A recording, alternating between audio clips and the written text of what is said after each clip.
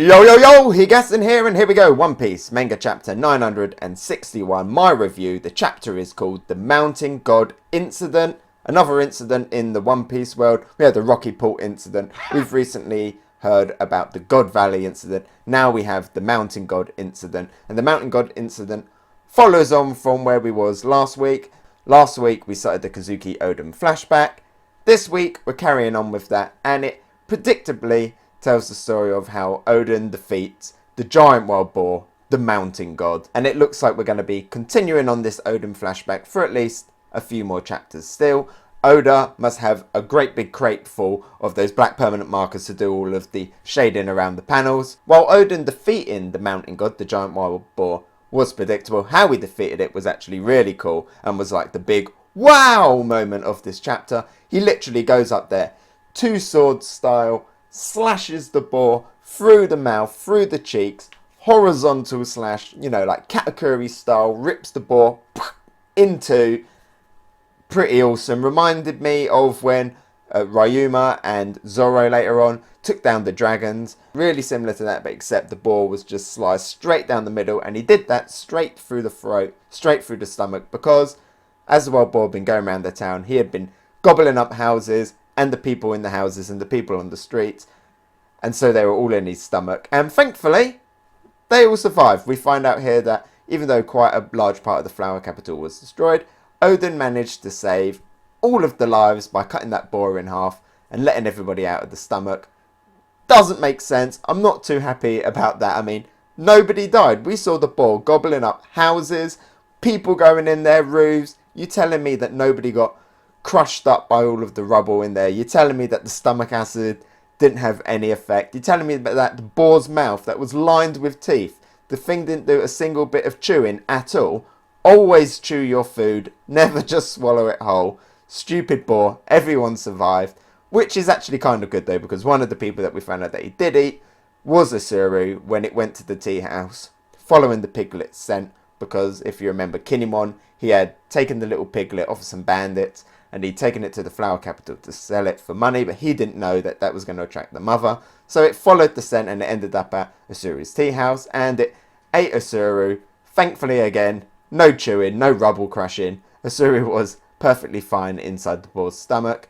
And really, even though it's the Oden flashback, Kin'emon really steals the chapter this week. Last week, Denjiro kind of sold the chapter by the fact that it was Denjiro just appearing out of nowhere. But this week it was really Kin'emon that stole the chapter, which is great. Love my Kin'emon. So really happy to see Kin'emon take centre stage in this chapter. And we find out quite a lot here about Kin'emon. We see that he stole the baby boar. He wanted to sell it. He wanted to get that money for it. Then he wanted to gamble it and make even more money from that. So, he was doing it kind of for himself just to make money. But the second he found out that Tsuru was in danger, he just dropped that piglet and ran in there, tackled the giant wild boar on his own, jumped in there, was stabbing at its snout. Good on you, Kin'emon. That's great. Showing there the bond between Tsuru and Kin'emon. We get a few little flashbacks within the flashback as well of them two growing up together. We find out that Tsuru was always covering for Kin'emon, always trying to get him to be the better man. And we see here that Kin'emon really does deeply care about Tsuru. They were childhood friends, childhood sweethearts. We know they get married in the future, so it's great to see their bond there. They have a really nice little relationship. I'm really enjoying that in this flashback arc. And Kin'emon here goes in like an absolute unit, tries to take down the boar. He fails. Oden, thankfully, was watching, gains a little bit of respect for Kin'emon as well. And then he goes in there with the piglet, takes on the boar, cuts it in half, saves the town, and he takes all of the blame himself. And he walks out of there because we found out that his father had disowned him. So he was like, well, screw the flower capital, I'm off, I'm going to go somewhere else. He walks off. Few of the people in the flower capital starting to come around to him. Two people in particular would definitely have come around to Oden. One was Denjiro, who had actually always liked Oden. We see him, he has the big flashy eyes, oh my god, wow, when Luffy sees meat and stuff, or Chopper is getting a compliment or something. He's got those big little diamond eyes, Nami with money. So he always had respect for Oden. He always looked up to Oden. And Kin'emon here as well. Starting off, the 9 Red Scabbards. 2 of the 9 Red Scabbards recruited. And I'm now hoping that this arc, in this little kind of mini arc that we have, the Oden flashback, that we actually see each of the 9 Red Scabbards join as we move throughout it. I think that would be really cool. I'm interested to see Kanjuro, because we don't know a lot about Kanjuro. Interested to see how he fits into the story. And, of course, Kawamatsu. What is Kawamatsu's deal? Is he a fishman? Did he arrive with Nekomamushi and Orochi? Also, like to see them when they were young as well. That's going to be great. Was Kawamatsu actually just the kappa that was there? Interesting stuff. Also, maybe how did they all get their devil fruits? Well, not all of them, but the ones that had devil fruits. How did they get them? Because I forgot to mention that last week, Kin'emon actually, when he stole the boar, he actually stole the clothes off of the bandit as well. So that makes me think that he maybe didn't have his devil fruit then. So are we actually going to see when he gets his devil fruit? Where does he get that from? Maybe that pirate from the outside or something brought it. So some good stuff. It starts here.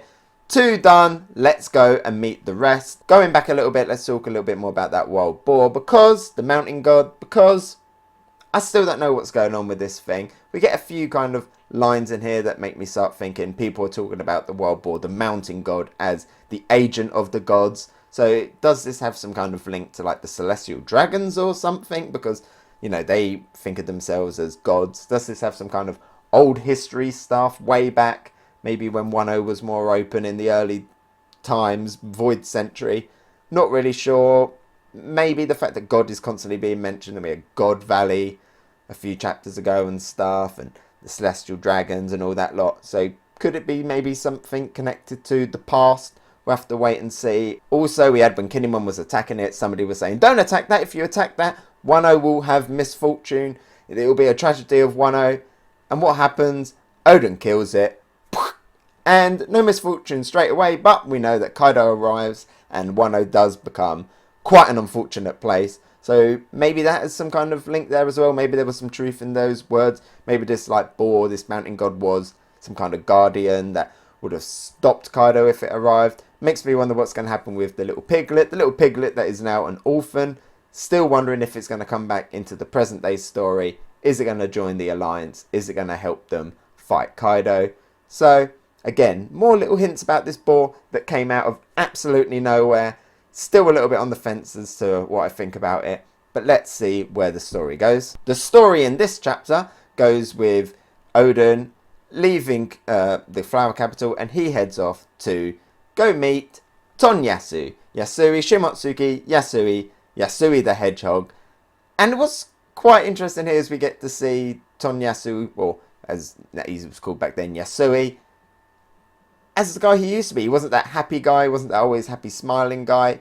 He looked like a bit of a grump. He looked like a bit of a jerk. You know, he was the leader of an area. He was quite a tough guy. He had a servant that we'll talk about in a little bit. Oden actually refers to Yasuie as uncle in this, but I don't think it's anything to do with relation. I think it's just kind of that term of endearment, uncle. You like, you know, you are older person than me, who I respect, you are my uncle, that kind of thing. Because he's like, don't call me that. So I don't think there's any blood relations in there. It's just that kind of respect form of the use, uncle.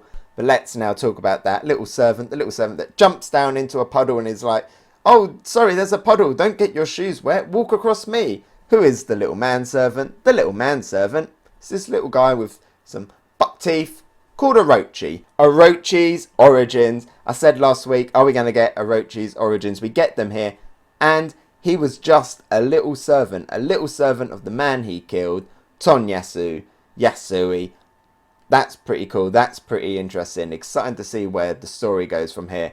What is actually driving Orochi? What is his motives? Was he somebody that was kind of picked on a lot and, you know, he just ended up twisted and wanting to seek power? Was he someone that was like easily manipulated by Kaido? Or was he always kind of like devious and always plotting to kind of take over, kind of going in there as the little servant that would then slowly climb up the ranks?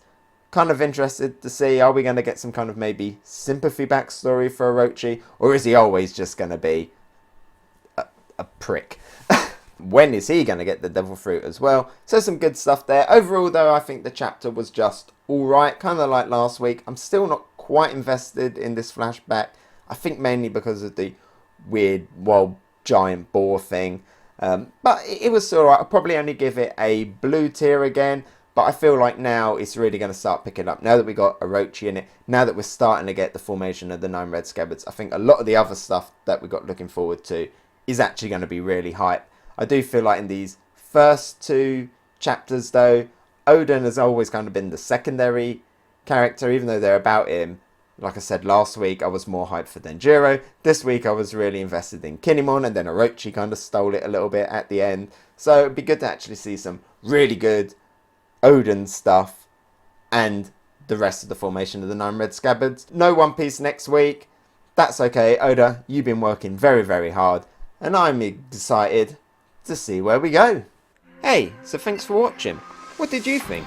Let me know about it in the comments below. And if you enjoyed my video, maybe give it a like, and if you really liked it, why not subscribe? You can follow me on Twitter, Instagram and Twitch. Oh, and here's a related video you might enjoy, and something more fresh. I've been Hegassen, and I'll talk to you next time. Bye!